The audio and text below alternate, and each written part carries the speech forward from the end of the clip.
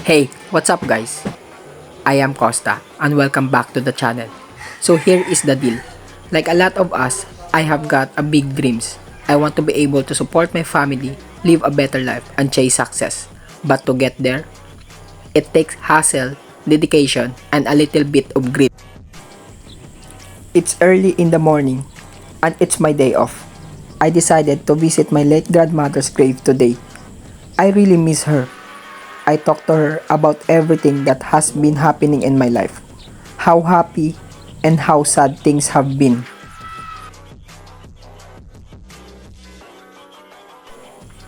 After spending some quiet time with her, I went ahead and had my first meal of the day. It felt good to finally eat, but I also had something in my mind.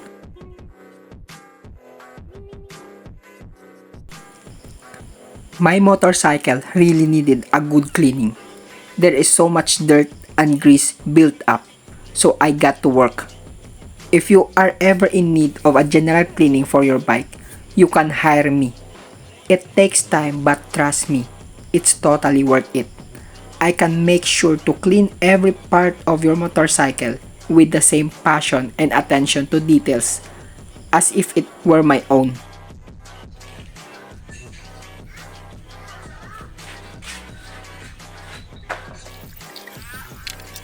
Please look carefully how detailed I am cleaning my own motorcycle with passion.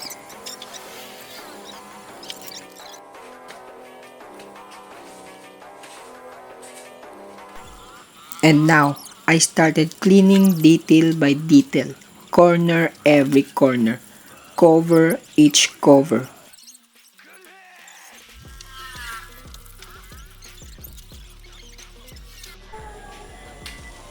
Now that I have finished detailing and washing the fairing parts of the motorcycle, it's time to move on to the next step, cleaning the chassis and the rear wheel.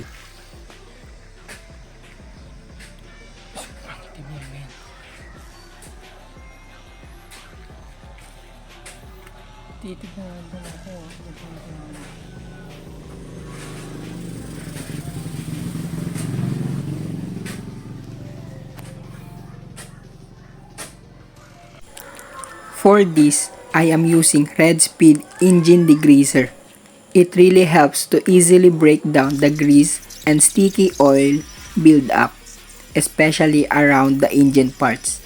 This makes it so much easier to get everything looking spotless.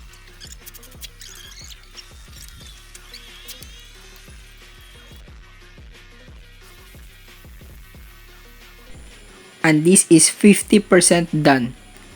And look how clean after I use the Red Speed Engine Degreaser.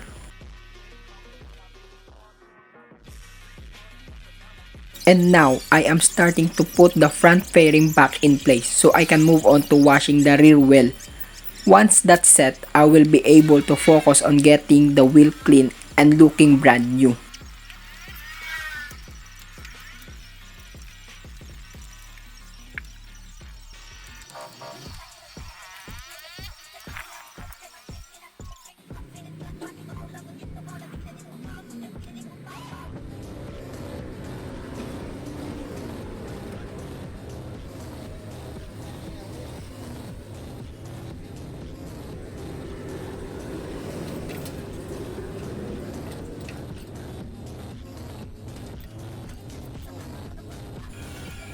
I had to post my cleaning because my cousin asked me to buy her a canvas for a school project.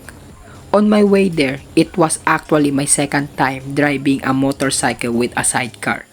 The first time I tried it, I almost crashed into a tricycle, but surprisingly, I did not feel scared at all. Instead, I focused on mastering and teaching myself to handle it without anyone else showing me that day. That day, I ended up driving up to 65 kilometers both ways. My first real experience with it. If you believe me, that's really my first time.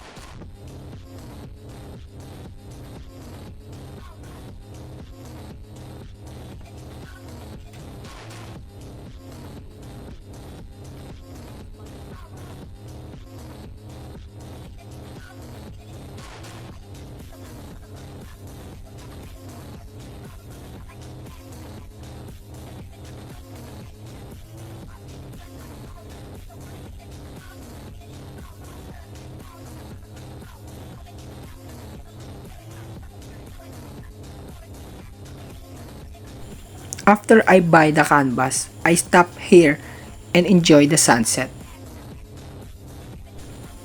After the ride, when I finished buying my cousin's school supplies, my uncle asked for my help to build a concrete post for his gate.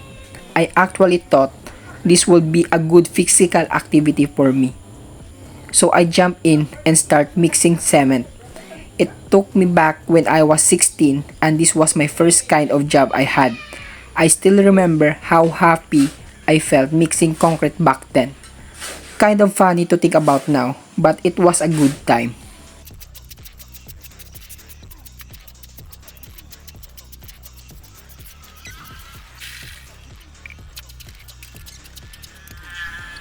We had to mix another batch of concrete because the first one was a bit short for the post. It was not enough to finish the job, so we got to work again on mixing a fresh batch to make sure everything was solid in a place.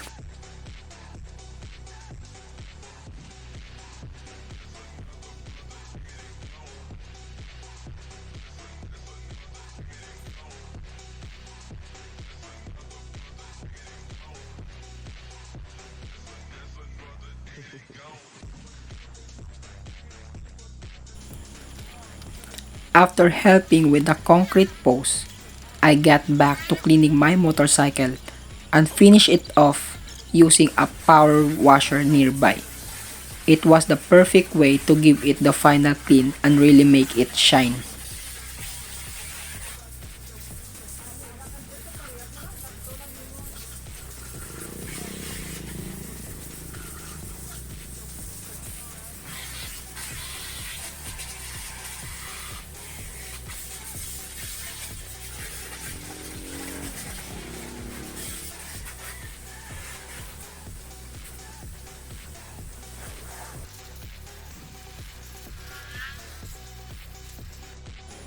After that, I started washing off my uniform because I have nothing to wear tomorrow. And hello guys, good evening. And this is a mirror shot of mine.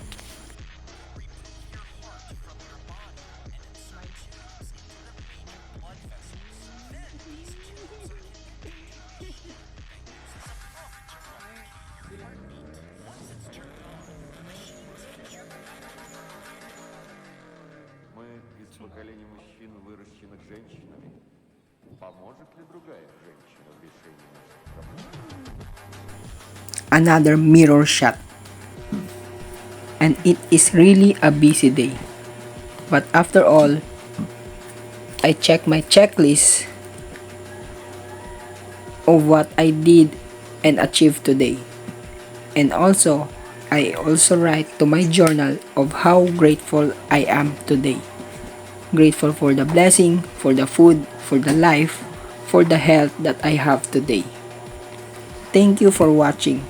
And this is my first time to use my voice over on this vlog. I hope you support me and continue watching my videos. That's all. Thank you.